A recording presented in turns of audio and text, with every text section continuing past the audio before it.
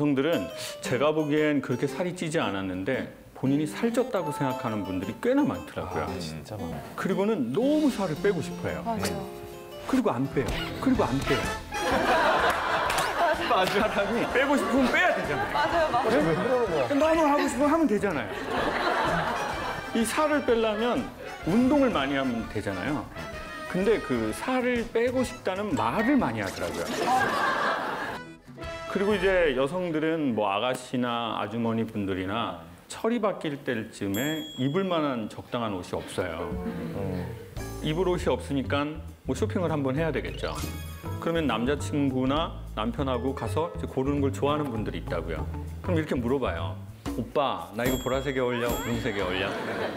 자, 이때 뭐라고 얘기를 하면 소통이 된다고 여성들은 느낄까요? 보통 뭐라고 하세요? 여보, 나 이거 보라색에 어울리는 것 같아? 좀 분홍색에 어울리는 것 같아? 다 잘 어울리는 것 같아. 다 잘 어울리는 것 같아. 다 잘 어울리는 것 같아. 다 잘 어울리는 것 같아. 관심 없다는 뜻이거든요. 다 잘 어울리는 것 같아? 관심 없다. 황희성 씨는 어떻게 하세요? 저도 똑같이 대답해가지고 공감하고 있었어요. 저도 지금. 똑같이. 세 분 다? 네. 아, 둘 다 잘 어울려요. 그럼 우리 결혼 안 하셨으니까.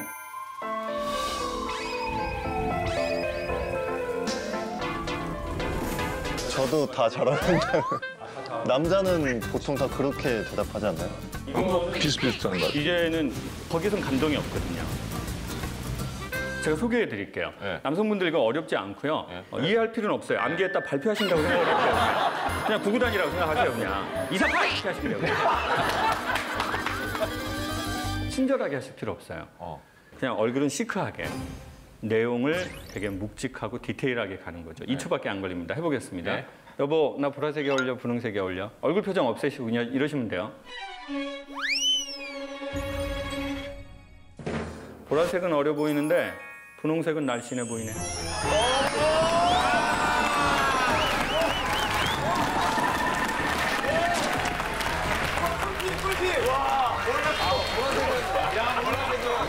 자, 보세요. 군대도 갔다 왔는데 이 정도는 할 수 있잖아요. 네. 근데 한국 남자들이 이런 언어를 전혀 이해 못하는 거예요. 왠지 아세요? 아버지가 엄마한테 그렇게 하는 걸 본 적이 없거든요. 전혀. 옛날 어머니 아버지는 같이 쇼핑을 하지 않았거든요. 그러니까 이제 한국 남자들이 이런 걸 모르는 거죠. 이 언어를. 사랑이 없는 게 아니에요. 언어를 모르는 거죠. 그런 남자와 그런 여자가 만나게 되면요, 이제 문제가 생기기 시작하더라고요. 예를 들어 싸웠어요. 여자가 이렇게 말해요. 가. 오빠 가라고. 자, 이 말은 무슨 뜻일까요? 가지 말고 나를 잡아줘. 잡아. 난 명분이 필요해. 라고 말하는 거죠. 근데 남자는 이렇게 말하는 거죠. 가도 돼. 그러면 여자가 거기에서 가라고! 가라고! 그러면 이렇게 말하면서 가요. 네가 가라고 해서 간 거다. 네가 가라고 해서 간 거다. 난 잘못 없다. 그리고 남자는 이렇게 말하는 거죠. 야, 네가 말을 해야 알아들 거 아니야. 그렇지. 응? 네가 말을 하라고. 그러면 여자분은 또 이렇게 말하죠. 내가 그걸 말로 해야 돼? 아우. 내가 말로 해야 되냐고. 말을 안 하는데 어떻게 하냐고. 근데 사실 여성은 벌써 그렇게 말한 거거든요. 가, 이 말은 가지 말고 잡어. 역시 소통이 안 되면 고통이 오는 게 맞나 봐요. 남자는 그러면 왜 이런 여자하고 같이 살기로 결정을 했을까요? 여자는 왜 이런 남자하고 결혼하기로 결심을 했을까요? 알아봤는데 이것은 인간의 뇌에서 벌어지는 일들이랍니다. 자, 사람의 뇌에는 몇 개의 중추가 있는데요. 중심 중추가 언어 중추래요. 그래서 사람은 어떤 말을 들었느냐, 어떤 말을 하느냐가 자기의 인생에 매우 중요한 역할을 한대요. 근데 보통 남성의 뇌, 일반적 남성의 뇌의 언어 중추는 하루에 7,000개의 단어를 말하기 시작했더니 피곤함을 느낀대요. 근데 보통 남성과 사는 보통의 여성의 뇌는 2만 개 정도를 말할 때 아, 우리는 서로 잘 쉐어가 되고 연결이 되는구나 이렇게 느끼는 거죠. 자, 7,000개인 남자가 어떻게 2만 개인 여성의 그 뇌에 만족감을 주고 결혼이라는 합의를 이끌어냈을까요? 남자의 뇌는 한 여성을 만나서 매력을 느끼는 순간 이 도파민이라고 하는 물질이 나오기 시작한대요. 제정신이 아니었던 거예요. 그때는 여러분이 다 경험을 해보셨지만 네? 뭔가가 처음에 막 이렇게 사귀고 막 불이 일어날 때는 이 남자는 독특한 행동을 한다는 거예요. 그게 바로 뭐냐면 이 여성의 집이 매우 먼데 바래다 주려는다고 하는 거예요. 남성의 집 파주, 여성의 집 여주. 근데 토 나와요, 토 나와. 거기 운전하다가 토 나와. 너무 막혀. 너무 막. 저도 한번 가봤는데 너무 막힌다고. 그럼 이제 여성이 예의상으로 오빠 들어가세요. 피곤하시잖아요. 그때 오빠 호르몬 나오면 오빠 괜찮다고. 너랑 가는 길은 항상 짧어. 막 이런 멘트 날려줘요. 왜? 호르몬이 나오니까. 그때는 먹지 않아도 배고프지 않고 자지 않아도 졸립지 않대요. 근데 문제는 무엇입니까? 이 호르몬은 계속해서 나오지를 않는다는 거예요. 그러니까 이렇게 처음에 도파민이 나올 때는 표정도 많이 써주고 달달한 얘기도 하고 감성적인 얘기도 들어가죠. 근데 이제 자꾸 도파민이 떨어지면 논리적으로만 문제를 해결하려고 하는 거예요. 그리고 유머가 없어지고요. 그리고는 이제 직업적으로만 웃기고 직업이 아닌 데서는 웃기지 않아요. 그렇나요? 아, 저는 결혼한 지 얼마 안 돼가지고 이제 1년 돼가지고 깜짝 이벤트들 많이 해주고 있습니다. 지금 호르몬이 많이 나올 때네요. 네, 호르몬이 좀 왕성합니다. 근데 이제 그게 시간이 지나면 남자들은 보통 변하더라는 거죠. 익숙해졌기 때문에요. 그런데 놀라운 사실은 도파민이 떨어졌음에도 불구하고 관계가 좋은 사람들이 있더래요. 여전히 디테일이 살아있는 사람들이 있더래요. 그들의 특징을 봤더니 내가 이 여성에게 익숙해졌어요. 그러면 사람은 자기가 자기를 대하듯이 이 여성을 대하기 시작한대요. 이건 사랑 이전에 인간의 생활 방식이요. 근데 우리는 자꾸 저 사람이 나를 사랑하지 않아서 이래라고 생각한다고요. 그러니까 이제 편안해지려고 하는 거예요. 아까 얘기했잖아요. 이벤트를 하고 싶은 거예요. 네. 도파민이 나올 때. 그런데 인간은 도파민이 안 나오면 일상으로 돌아오고 싶어 해요. 이걸 바로 자존감이라고 해도 되거든요. 내가 나를 얼마나 존중하나, 내가 나를 누구라고 생각하나. 이 자존감이 남녀 관계에 되게 큰 키워드인 걸로 밝혀지고 있어요. 내가 나를 얼마나 소중하게 생각하나. 요즘 집에서 기르는 개는 자기가 개라고 생각하나요? 사람이라고 생각하나요? 사람. 사람이라고 생각하죠. 그리고 사람다운 행동을 하려고 해요. 맞아요. 애가 엄청 당당해. 지가 지 집인 것 같아, 여기가. 그리고 걸을 때 워킹 자체도 이래요. 개인데도 워킹 자체가 애가 맑고. 맞아요. 왜 집에서 기르는 반려견들은 자기가 사람이라고 생각하면서 사람처럼 행동을 자꾸 하려고 할까요? 그 이유는 매우 간단해요. 사람이 동물을 사람 대하듯이 대했다는 거예요. 그렇게 말해주고 그렇게 케어를 해줘요. 자, 그런데 사람은 말입니다. 자본주의 세상에서 뭘로 평가받냐면 숫자예요. 뭔가 이렇게 방송에 나오는 사람들이 제일 뜨끔한 게 이런 말들이거든요. 아, 요즘 잘 안 나오시대요. 아, 선생님 요즘 뭐 영화 안 하세요? 그러면은 나 열심히 살고 있는데. 나 오늘도 강의하고 왔는데 슈퍼 아줌마는 저보고 왜 텔레비 안 나오냐는 거예요. 난 열심히 정말 하고 있는데. 그러면 이제 사람이 자기 하는 일로 자기라고 판단하는 게 있대요. 자기의 돈이 자기라고 착각한대요. 사람은 자기의 유명세가 자기라고 착각하고 정말 최고예요 라고 하면 자기가 최고인 줄 아는 거예요. 내가 어디에서 나왔나요? 부모님. 엄마와 아빠죠. 그러니까 엄마와 아빠의 친밀도는 곧 나의 소중함으로 연결돼요. 그리고 내 엄마가 내 아빠에 대해서 한 말. 특별히 우리 여성분들 엄마한테 어떤 얘기 들었어요? 아버지에 대해서. 너희 아빠 같은 사람은 흔치 않단다. 너희 아빠는 말종이야. 흔치 않아. 그게 여러분의 결혼 생활에 영향을 미칠까요? 안 미칠까요?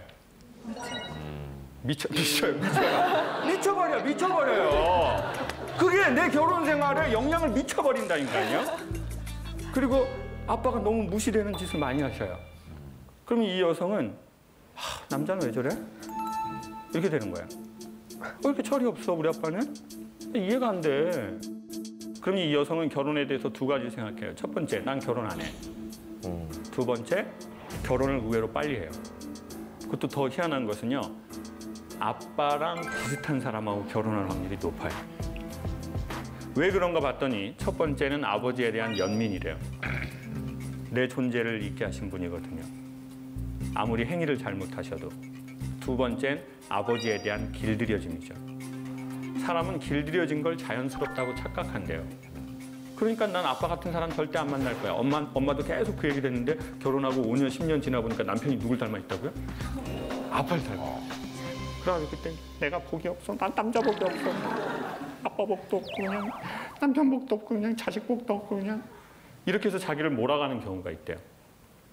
자, 그래서 엄마하고 아빠하고의 사이는 기본적으로 전 중요하다고 생각해요.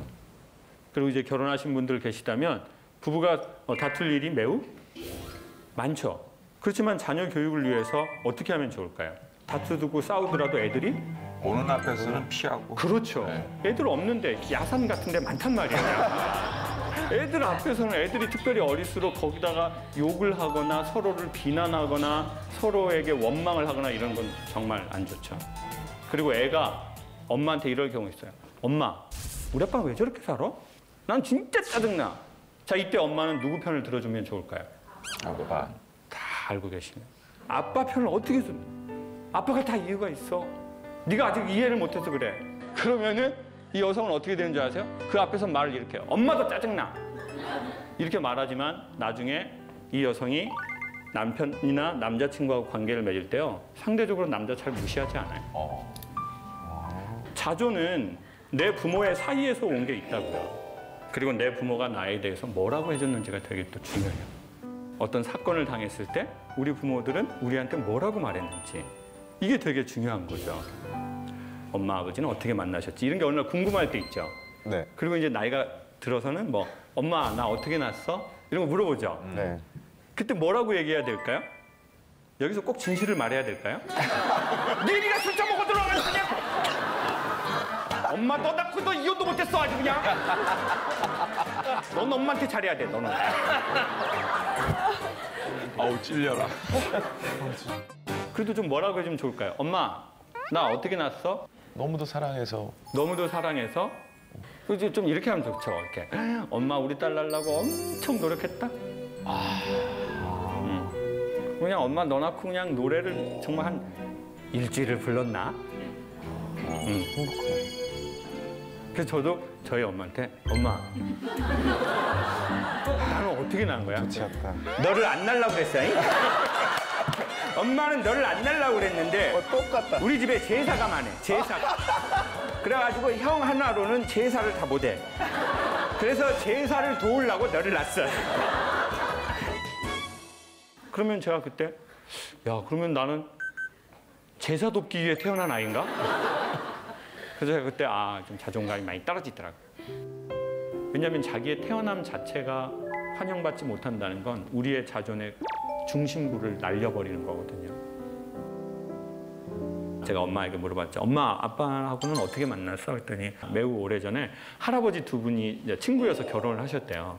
두 분이 이제 술을 잡수시다가 자네 딸 우리 아들 주세 그랬는데 할아버지가 술이 채서 그러세라고 해서 결혼을 하게 됐다고 그러더라고요. 세상에서 제일 슬픈 새는 그러세 같아요. 나의 의지와 전혀 상관없이 인생이 흘러간다는 것은 매우 슬픈 일이죠. 그래서 이제 결혼한 날 처음 봤는데 아버지가 귀가 안 들리시더래요. 시댁 식구는 한 뭐 10몇 명이 있고 종갓집 장손이거든요. 그래서 어머니는 이제 도망가기로 하셨대요. 그래서 이제 도망가려고 눈치를 보는데 이제 덜컥 이제 애가 생긴 거죠. 도망가려면 애를 가지면 안 되는 거. 얘만 낳고 도망가자. 덜컥 연년생. 하나는 외로워. 둘이 버텨라고 그러고 도망가야지. 덜컥 덜컥 덜컥 덜컥. 그래서 제가 6째가 됐어요. 그래서 엄마의 기구한 삶은 시작된 거죠. 저희 어머니는 아버지하고 되게 스타일이 다르시더라고요. 아버지는 되게 미국 사람처럼 생기셨어요. 어머니는 되게 그 몽골 느낌이 많이 나세요. 그리고 저희 아버지는요 되게 스타일리시하시고요. 어머니는 초등학교 때 행사를 하는데 친구 어머니들은 나이가 다 젊잖아요. 왜냐면은 이제 저희 엄마랑 저랑 나이 차이가 많이 나거든요. 엄마들이 되게 머리 커트 해가지고 날씬하게 해가지고 이렇게 딱 그 치마 정장 해가지고 오는데 저희 엄마 저쪽에서 그 몸빼를 입고 오시더라고요. 이런 패턴이었었어요. 이런 큰 꽃이 많고 호랑이 같은 게 있었어요. 엄마는 아버지 때문에 힘들게 사셨죠. 아버지가 장애도 있고 이제 그림을 하셨기 때문에 매우 힘든 삶을 사셨어요.